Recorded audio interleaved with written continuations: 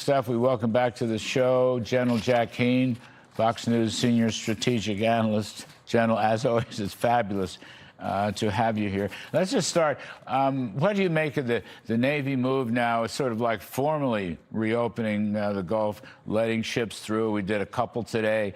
Our reporting, Jennifer Griffin and others, they're going to be ramping up more and more ships. How do you see that? Yeah, well, it's a major decision by the president. Obviously, the Iranians shut down the Strait of Hormuz. They wanted to stop the war. They got that. The president thought, based on some preliminary thoughts about negotiations, he entered into it. He's given them 3 weeks to come up with something that's acceptable. There's nothing that they have come up with that's acceptable to our president. He's not going to take a bad deal. He's made another big decision, open the Straits of Hormuz. And that's what's happening. This is a very complex and comprehensive operation that our viewers are not going to really see much of or even reporting much of, because it starts with one, they've already done it. They've cleared a channel close to Oman, which is the country across from Iran, some 21 miles across. There's no mines there, so there's a pathway through it. Secondly, a layered defense that goes scores of miles deep into Iran with aircraft and surveillance drones as well, to take down any drone that's launched long distance or medium range, or any anti-ship missile or a ballistic missile trying to take down ships in the Straits of Hormuz. Then there's a dome defense, Larry, right over the straits themselves. And that dome defense is there to defeat any land-based attack, say a shoulder-fired missile at a ship, any surface fast boats or under the water uncrewed boats, or any penetration that gets through the layered defense. That would be the terminal defense right at the straits. Based on that, for the last couple of weeks, they've been talking to ship owners, ship insurers, and the merchants of the ships that are out there. There's hundreds there. They talked to 2 to 3 dozen of them. They are prepared, once they're secured, to begin to move their ships through. Supposedly tonight they will move some ships through, and it's getting nighttime right now in that part of the world.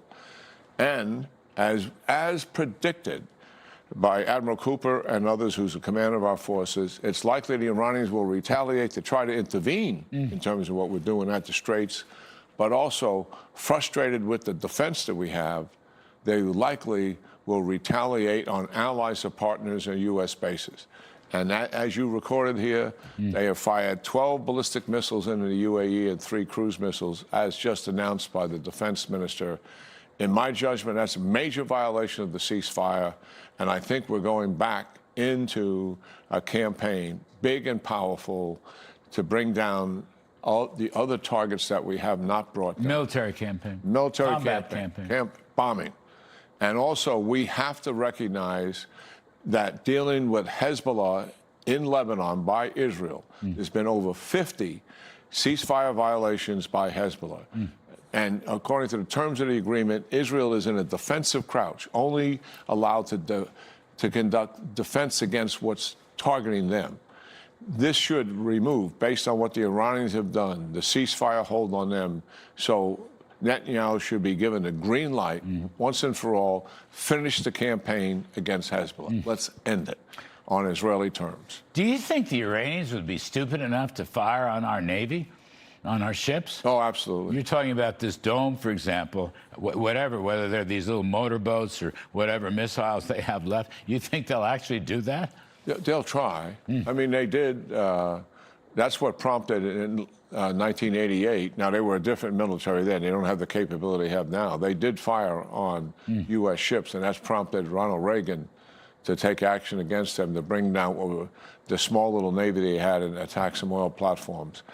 It was predictable that they would do something quickly here out of frustration. So, listen, President Trump has called their bluff here, and he's put down a marker. And we're going to open up the straits, and that is the only card these guys are holding. And he's about to take it away from them. And they put up, I haven't seen the whole thing, but apparently their list of conditions doesn't even mention nuclear capabilities, doesn't mention terrorism, doesn't mention all the key things that President Trump absolutely, I think, unconditionally will demand from them. So it's the old story. You've described it many times. They're just playing for time. That's all they're trying to do. They're not serious about any peaceful arrangement. They never have been. I mean, when they went to the ceasefire, when we went to the ceasefire, they got what they wanted. You and I have talked about it. Stop the war. They got that. We went into negotiating mode, and they were playing that card. Yeah. And they were tantalizing, I think, many of our negotiators with the promise, these are moderate, quote, people willing to make a deal and putting likely some serious concessions on the table just to incentivize the discussion. But when it really gets down to making a decision, as we quickly found out after the first negotiation, and they had to check with the boss, the IRGC commander, he said thumbs down on all of that. And the negotiations were over. They're not going to make any deal that's acceptable to our president, and he's not about to make a bad deal. Right. You can see what he's about to do. He's opening up the Straits of Hormuz, and he'll eventually return to the bombing as well. It just seemed like opening up the strait, putting the Navy in there, getting the ships. It's the first step.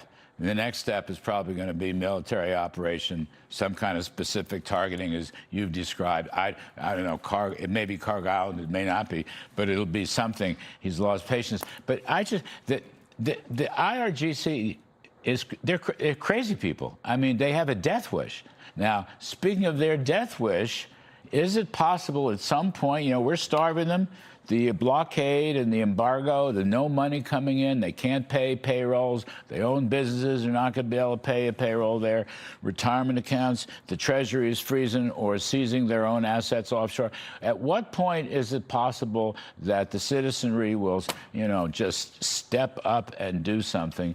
And just one more, sir, as a corollary, the so-called regular army, the ones that were drafted, not the IRGC, which we've talked about, could anything happen there to overthrow completely this regime? Yeah, as a regime, well, first of all, they believe they can outlast us. They don't care about the suffering of the people. The leaders, all they care about is surviving. They believe eventually they can recover. It may take years, but surviving is the objective. So, yes, as the fissures and fractures start to take place, I strongly believe that what is needed now is the CIA and Mossad to come together with a combined plan presented at some level of detail to the President of the United States to do two big things. One, undermine the regime, and two, assist the Iranians. There is no internal pressure on them, and let's apply it. There's huge external pressure. Obviously, we and the Israelis are applying it. Let's get some real internal pressure going. Let's get some chain reaction going on the mind of the people, particularly as the regime becomes weaker and weaker and weaker. We don't have an objective for a regime change publicly, but privately, we should be working our tails off to achieve that end covertly and clandestinely. I mean, think about it. People in the IRGC, they're wondering, are we going to survive or not? Somebody approaches them and say, listen, are you willing to work with me? I got $50,000 in my pocket. Here's what I need you to do. Does the Mossad do that? You betcha. They do that. They have done that. We need to do more of it. We need to talk to the Iranians. There are people under arms right now in Iran. Kurds, Azaris, and Baluchis. We got to green light them. And maybe we get a chain reaction going in the country with people who are not under arms, but also willing to come into the streets. We can keep the adversary off their back because we got air. We own the sky. I'm talking, we're going back to full combat operations. So it's different than in the past. It's different than in the past. They're not out there alone. So what about the so-called regular army? We've talked about this in passing from time to time. Is there anything to that? The regular army is made up of draftees, and the people who lead the regular army are more nationalists than they are these diabolical tyrants that submit to the Ayatollah ideology. So there has always been an opportunity there. And yes, I am confident the Mossad has contacts in that organization. And they have never, Larry, during all the oppression that we've seen them do of their people, they have never asked the army to go on the streets. Why? Because they know the draftees and the leaders would not fire on their own people. And they didn't want to see that public rejection of their orders. Back to the probable next step of resumption of bombing. And I agree with your point of view wholeheartedly, have for quite some time. People say it would be 2 weeks. CENTCOM knows what it needs to do, hadn't been able to do it yet, but they're ready to do it. Does that all sound reasonable to you, the 2-week time period? Yeah, 2 weeks. I mean, I don't hate to put a time frame on it. 2 weeks is full throttle everything. I think there's likely options that are being given to the president in terms of scale and magnitude of it. And the timelines are less important than what we're going to do. But listen, so our audience understands, since when we started the operation, we have been still moving resources into the region, just not the additional carrier strike group. We've been moving fighters and other capability into the region. We have doubled the amount of capability that we have in the region now compared to then.